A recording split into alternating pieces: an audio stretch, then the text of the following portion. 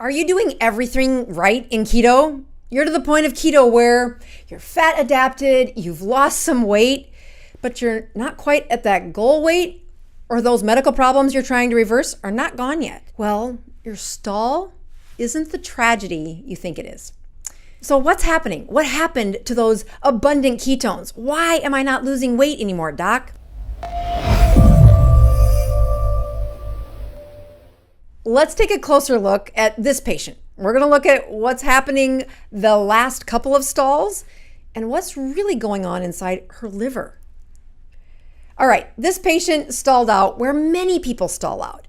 She had cut out many of those snacks throughout the day, really had limited to eating 2 times in a day, and her diet is a low-carb, high-fat diet. Indeed, she really feels better, has lost weight, and when looking at her ketones, there is a baseline ketone of about 0.5, which is official nutritional ketosis.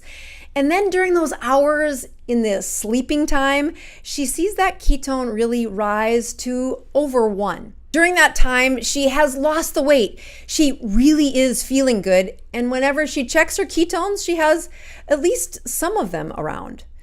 But as time went on, those ketones were almost non-existent. The baseline went to 0.2, so essentially none. And even during the nighttime hours where there was no other fuel around, the glucose was all gone, you could only see a hint of ketones in circulation. So she did what I asked. She stressed her body and changed the timing of when she ate. She put in those 2 high-fat meals around about lunchtime and the second one just before 7 o'clock at night. This stressed her system. It did change when the fuel was abundant in her body. And again, those ketones rose. The baseline, again, above about 0.5. And during the evening hours, she now bumped back up above 1. But what happened next was very predictable. Those ketones sunk and her body went into a phase where she stopped losing weight and wrote in saying, "Doc, I'm doing everything you asked me to. What's going on?" Let's take a closer look at what is actually going on inside her liver. Her liver is healthy. Her liver is also in charge of the one major job of delivering fuel. And the first fuel that your liver delivers is glucose. Inside this healthy liver, there are 3 sources of fuel that we can see in this diagram. Number 1 is just plain old glucose. Number 2 is stored glucose called glycogen. And number 3 is fat. In the order of necessity, when the body asks for fuel, it will deliver the rapid fuel first. And in our bodies, that is glucose.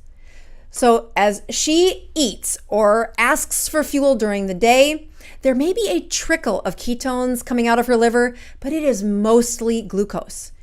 And that happens until all of this storage is empty, or at least mostly empty. It's only when that rapidly delivered resource is gone that you will see this rise in ketone production. As her body starts taking those fats and spinning them into ketones, that's when she sees this bump in her ketones at night. And unfortunately, if it takes all stinking day to empty her liver, then she's not going to see much of those ketones. So why are her ketones so low? Why is she stalled? The number 1 answer is a state of ketosis is wasteful. This energy is not the most efficient use of energy. When your body takes fat, whether it's from storage or the fat you eat, and it spins it into a ketone, you cannot store it again. That fuel is destined for one of 2 locations. Number 1, you can use it as energy. You can send it through a mitochondria and fuel a cell with abundant energy. But if you don't do that with it, you are going to pee it out. You are going to waste it. And this wastefulness is a critical part of how our body functions. It's how we've survived through the years when famine hits. When our system says, hey, there are no more easy resources in the refrigerator, we need you to go out and find resources again. And of course, in modern day, that's not very common that we go out and hunt for our resources, but it is a part of our bodies that we continually tap into. As we were evolving, if it was time to go find resources, the folks who didn't make it were out of energy. The ones who made it were able to take those strings of fat and produce an abundant amount of ketones. And it was okay if you overshot. It was okay if the body had an enormous amount of energy, so much that you're peeing out a bunch of ketones, because the critical step for winning man over beast or harvesting that crop was to not run out of energy. So our bodies are designed to flip into ketosis to reach this wastefulness in order to keep our resources abundant. But the next step your body does is it adapts. It looks at what is typically coming in, how much can it store in that liver, and then it decreases the amount of that wasteful product called a ketone body. That's why you stalled. It is a sign that you're actually healthier than you were. Let's take another look.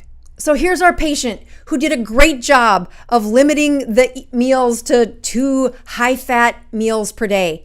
Her body has used that fuel and produced glucose, put it into her liver, and she is only eating during a certain number of hours of the day. Her eating window is pretty tight, 5 or 6 hours. But there is this zone where her body produces glucose from that stimulus of cortisol to wake her up in the morning. And then there's only a few short hours between the last time her liver has glucose to donate to the body before that cortisol rises the next morning. So what does the next stress look like? Yeah, it's going to be to slide that eating window closer to sunrise. And what does that do? That increases the number of hours that she goes without any glucose.